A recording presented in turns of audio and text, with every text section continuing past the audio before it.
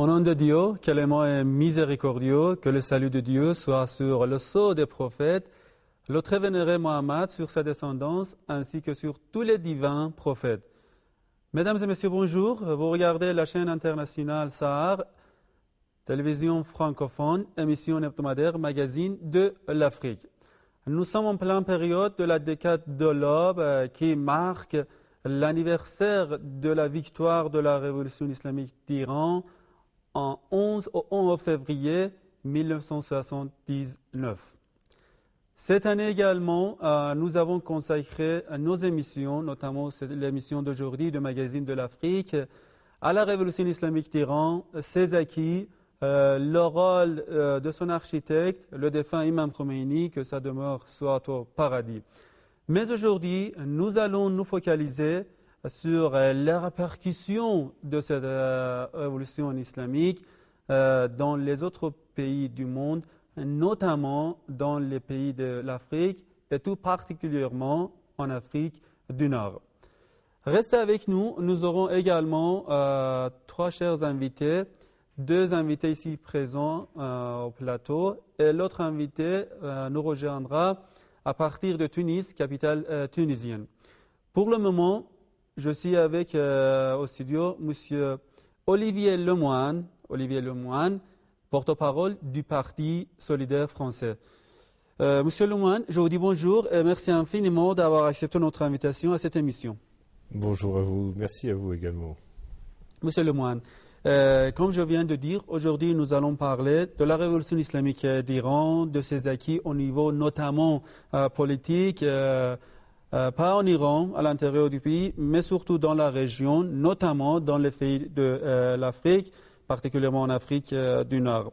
Tout d'abord, je voudrais savoir quel est votre constat personnel en tant qu'un Français sur la révolution islamique d'Iran.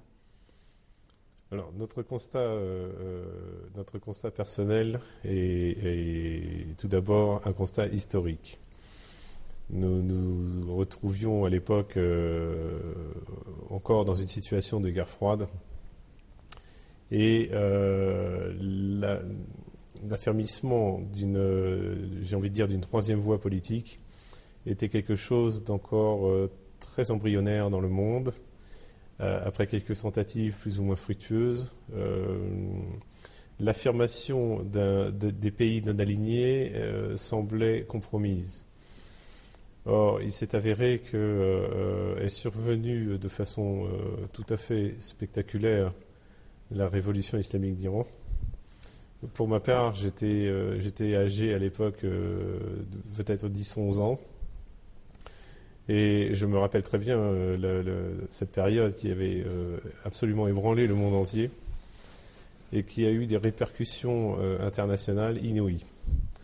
Ce qui a été particulièrement important à mes yeux, ça a été la manière dont cette révolution a été conduite. Elle a été conduite d'une façon tout à fait inédite, puisque quand l'imam est venu en France, il a eu une autorisation de territoire qui lui a été accordée s'il n'avait pas à faire de politique. Or, il s'est avéré qu'il ne faisait qu'envoyer des cassettes et envoyer des documents à Téhéran. Et il a donc pu rester sur notre sol tout le temps qui lui a été nécessaire. Donc pour l'impact que cela a eu, cela a permis de réaffirmer le réveil des pays non alignés sur on va dire l'hégémonie américano-sioniste, l'atlantisme. Donc tout ça, ce sont des termes qui sont globalement voisins. La France avait eu une tentative, on s'en souvient, avec le général de Gaulle, puisque le général, à la fin des années 60, en 1968 pour être précis, avait commencé à dénoncer le lobby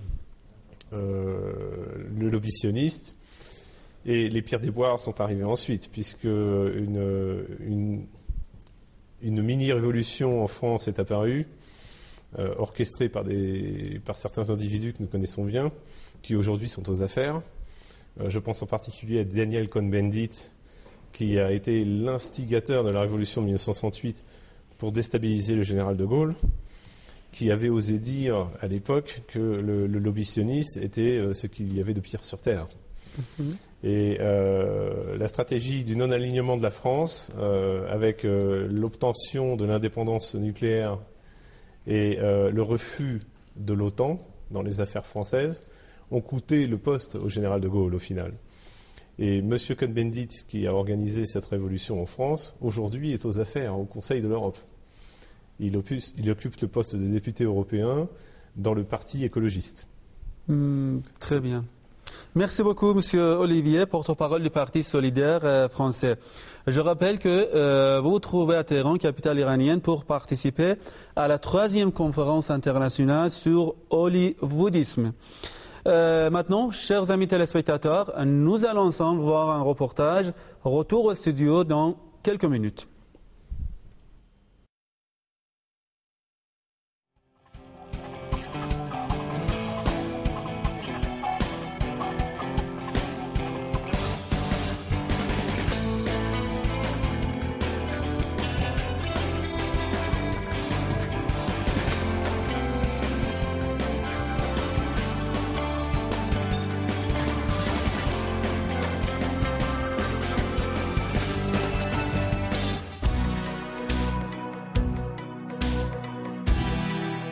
La révolution islamique a eu lieu dans des conditions où les superpuissances, dans l'ordre mondial, en s'infiltrant dans diverses sociétés, à l'aide de leur culture fondée sur la distinction de la religion de la politique, cherchaient tout le temps à assurer leurs objectifs et leurs intérêts.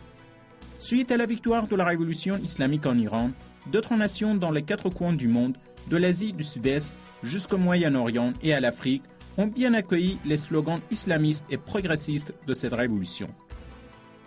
L'exportation de la révolution islamique et ses répercussions ont touché de nombreux pays, alors que beaucoup d'habitants de ces pays souhaitaient déjà la réalisation des idéaux humains et ne pouvaient plus supporter le racisme et l'humiliation exercée par les pays capitalistes et les puissances colonisatrices.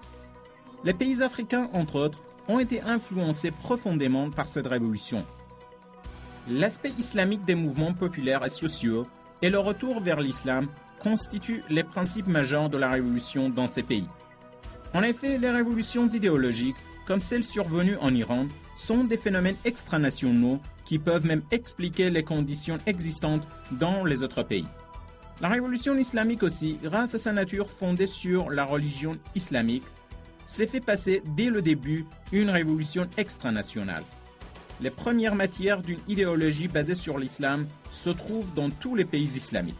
La première particularité importante de l'idéologie de la révolution iranienne a été son essence religieuse face à la pensée matérialiste de l'Occident et de l'Orient. Quand on parle des répercussions de la révolution islamique, on doit évoquer également la question de son exportation. Ce discours lancé au lendemain de la victoire de la révolution islamique par les leaders de la révolution a été à l'origine des conflits avec l'Occident et ses alliés. Un coup d'œil sur les évolutions de ces 2 ans et demi dans les pays du Moyen-Orient et en Afrique du Nord nous montre dans quelle mesure la révolution islamique est la source d'inspiration de l'éveil islamique. Lorsque les Tunisiens, après des décennies, entendent librement dans les rues l'appel à la prière, lorsque les femmes et les jeunes filles tunisiennes ont pu, après des années, sortir avec le voile islamique, tout cela montre que ce mouvement est profond et qu'il s'inspire de l'islam authentique. De même, la victoire du peuple égyptien et la chute du dictateur Hosni Moubarak, coïncidant justement avec le jour anniversaire de la victoire de la révolution islamique d'Iran, soit le 11 février, il y a 2 ans, sont sans doute les signes de l'éveil islamique. Il n'y a l'ombre d'aucun doute que l'origine de ces mouvements est la révolution islamique d'Iran sous le leadership du vénéré imam Khomeini, que sa demeure soit au paradis.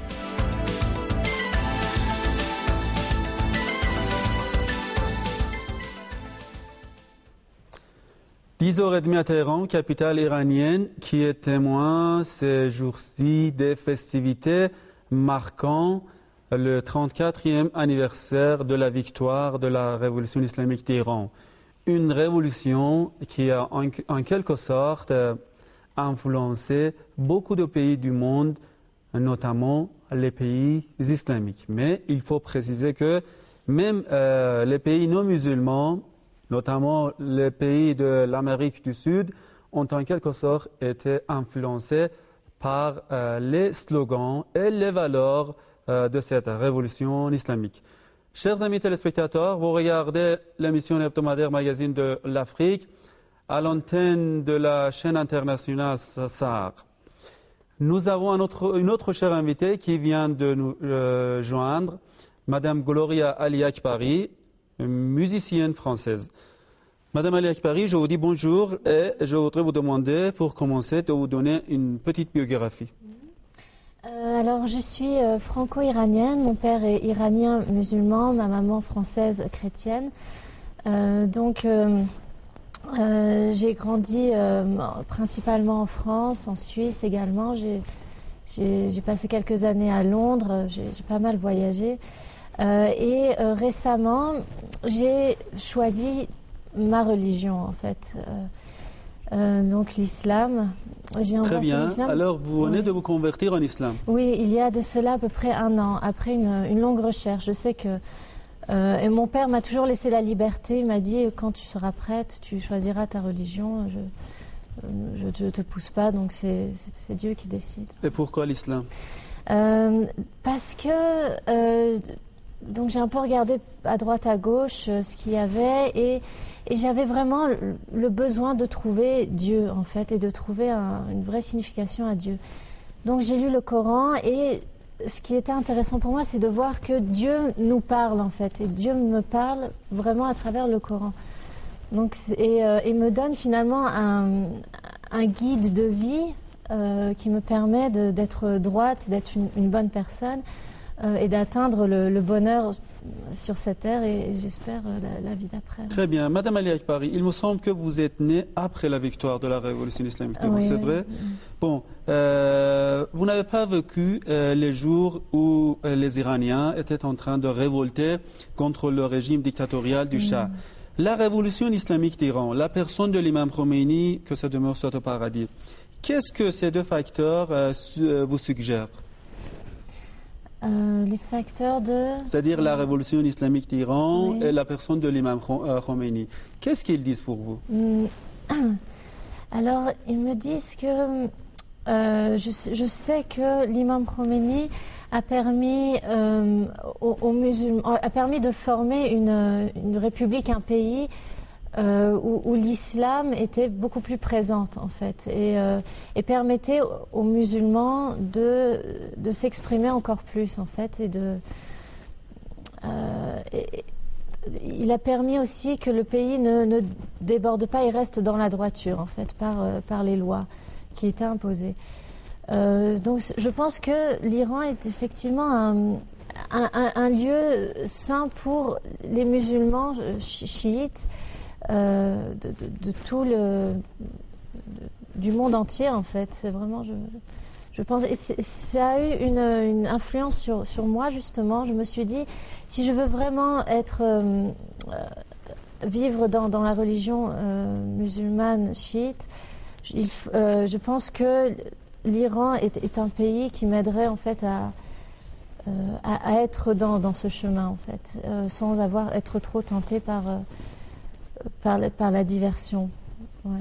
Merci beaucoup, Gloria Ali Akbari, musicienne franco-iranienne convertie en islam depuis 1 an. Maintenant, nous allons à Tunis, capitale tunisienne. Notre cher invité est avec nous en duplex, Monsieur Kamal Ben Younes, politologue tunisien. Monsieur Ben Younes, je vous dis bonjour et je vous remercie également pour avoir bien accepté de nous joindre par satellite. Merci bien. Bonjour à vous et à tous les spectateurs de notre agréable chaîne Sahar. Cher Monsieur Ben Younes, nous sommes en train de parler de la révolution islamique parce que c'est justement, nous nous trouvons en pleine période de la décade de l'aube en Iran. La décade de l'aube, ce sont les 10 jours comptant à partir de l'entrée en Iran du défunt imam Khomeini jusqu'à la victoire définitive de la révolution islamique d'Iran en février 1979. C'est l'émission de l'Afrique. Monsieur Ben Younes, quand on parle de la révolution islamique d'Iran, tout de suite, c'est l'idée l'idée des principes, des valeurs, en effet, de cette révolution islamique. L'imam Khomeini lui-même a mis l'accent à plusieurs reprises sur l'exportation des principes, des valeurs de cette révolution vers d'autres pays. Il paraît que dans certains pays européens, notamment africains, notamment en Afrique du Nord, ce message de l'imam Khomeini, que ça demeure au paradis, a été entendu. Quel est votre commentaire là-dessus? Quels sont en effet les thèmes majeurs de la révolution islamique d'Iran repris par les révolutionnaires en Afrique du Nord? Normalement, bien sûr, dans tous les pays musulmans, et dans une ère de globalisation, il n'y a pas de limite entre les idées, entre les principes, entre les idéaux. Donc, la jeunesse des années 79, des années 70, 80, qui a bien suivi les principes de la révolution islamique d'Iran, qui avait bien suivi les livres et les paroles de l'Ayatollah Khomeini et les leaders de la révolution populaire contre la dictature, contre le néocolonialisme, l'impérialisme, le sionisme en Iran. Donc, ceci a eu un impact dans tout le monde islamique, y compris en Afrique du Nord et en Tunisie en particulier. Je me souviens à l'époque, j'étais au début de ma carrière d'étudiant universitaire. Nous suivions avec attention ce qui se passait en Iran, le retour historique de l'Ayatollah Khomeini de la France. À l'époque, les médias francophones, aussi bien en France et ailleurs, montraient au monde les dernières semaines et les derniers jours de la dictature du Shah et les promesses de changement de l'Ayatollah Khomeini, des révolutionnaires iraniens, de la jeunesse d'une des plus grandes empires du monde qui était gouverné par un système impérial de dictature dépendant du néocolonialisme américain et occidental et sioniste qui bougeait vers un régime révolutionnaire qui essaie d'être et répondre aux aspirations du peuple et qui a promis au monde arabo-musulman de rompre les obstacles traditionnels créés par les colonialistes entre le monde perse et le monde arabe, puisque tout le monde appartenait au monde musulman, à la même religion musulmane, à la même culture arabo-islamique, avec un intérêt spécial et un soutien spécial à la cause palestinienne. Et surtout, le premier geste fait par l'imam Khomeini, c'est de fermer l'ambassade de l'occupation israélienne et l'offrir à l'OLP, à Yasser Arafat à l'époque, comme représentant du peuple palestinien. Monsieur Ben Younes, merci beaucoup. Restez avec nous. J'aurai d'autres questions à vous poser. Je me tourne vers Monsieur Olivier Lemoine, mais avant, nous allons voir ensemble quelques images et retour au studio dans quelques instants.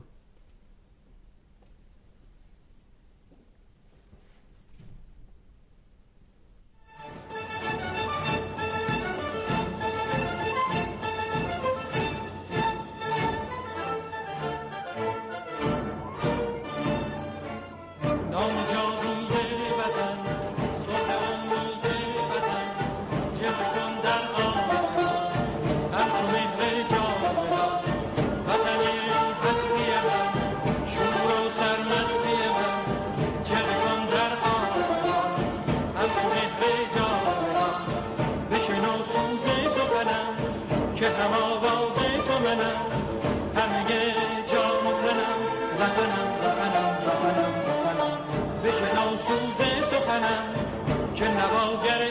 منم همه جان و تنم وطنم وطنم وطنم وطنم همه با یک نام و نشان به تفاوت هر رنگ و زبان همه با یک نام و نشان به تفاوت هر رنگ و زبان همه شاد و خوش و نغمه زنان ز سلامت ایران جوان ز سلامت ایران جوان ز سلامت ایران جوان بشنو سوز سخنم که هم آواز تو منم همه جان و تنم وطنم وطنم وطنم همه با یک نام و نشان به تفاوت هر رنگ و زبان همه با یک نام و نشان به تفاوت هر رنگ و زبان همه شاد و خوش و نغمه زنان ز سلامت ایران جوان ز سلامت ایران جوان ز سلامت ایران جوان بشنو سوز سخنم که نواگر این چمنم همه جان و تنم وطنم وطنم وطنم وطنم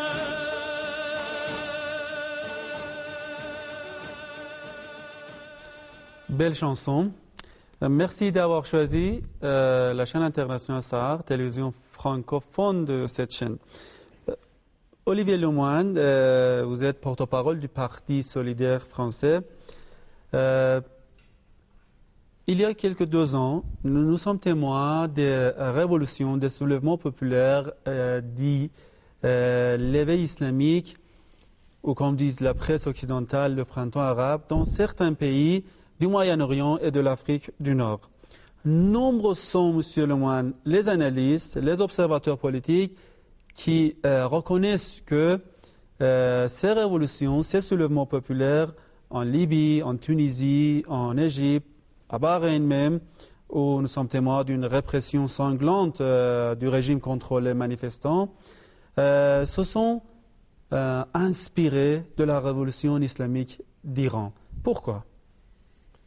Alors, les fameuses révolutions arabes telles qu'elles sont présentées aujourd'hui, nous assistons à différentes façons d'illustrer le phénomène. Du point de vue occidental, nous constatons pour nous, essentiellement occidentaux, et nous-mêmes au Parti solidaire, nous ressentons la main sioniste derrière ces événements parce que nous n'avons pas clairement identifié sur quel fondement on pouvait la rapprocher d'avec la révolution islamique d'Iran. Nous n'avons pas discerné une intentionnalité religieuse particulière, ni véritablement un mouvement social de fond pour tenter de remettre en ordre des pays qui aspirent au changement. En revanche, de notre point de vue, tel que nous le constatons et tel que nous avons l'habitude de le pratiquer dans notre propre pays, parce que d'une certaine manière nous subissons aussi pas mal de choses, nous voyons la main de l'oppresseur derrière ces révolutions. Et nous en avons même la preuve, puisque certaines personnalités du spectacle et du show business s'arrogent des pouvoirs presque exécutifs en France. Je pense en particulier à Bernard-Henri Lévy, qui lors des événements de Libye, a complètement court-circuité la voie diplomatique et s'est presque arrogé les fonctions du ministère de l'Intérieur dans le traitement du cas libyen. C'est quand même lui qui a intimé l'ordre à Washington d'accélérer les choses et qui a également accéléré le processus en France au niveau de la diplomatie. Parce que la diplomatie n'était pas spécialement va-t-en-guerre, on va dire. Elle n'avait pas, comme toujours, vocation à chercher les conflits. Or, la France est quand même rentrée dans ce conflit. Donc il y a eu un lobby puissant qui s'est exercé. Et en fin de compte, ce que nous regrettons, c'est que, en définitive, le changement n'est pas venu du bon sens, du bon côté. Il aurait pu effectivement être inspiré, ce changement, par des leaders qui s'inspirent directement de l'expérience et du message de l'imam. Il me semble qu'il n'en a été rien. Et quand je vois le désastre qui a été causé en Libye et aujourd'hui en Syrie, ce n'est pas l'Afrique du Nord, mais nous voyons la réplication de ce modèle. Plus proche de la Libye, nous avons l'Égypte, où au final, le peuple égyptien aujourd'hui se sent trahi. Il a l'impression que sa révolution lui a été volée. Et justement, nous allons parler également sur les défis de ces révolutions. Monsieur le Imam, merci. Quand on parle de la révolution islamique d'Iran, on parle également du rôle de l'imam Khomeini, l'architecte de cette révolution. Madame Gloria Ali-Akbari, quel rôle, quelle place occupe la personnalité, la noble personnalité de l'imam Khomeini dans votre mentalité?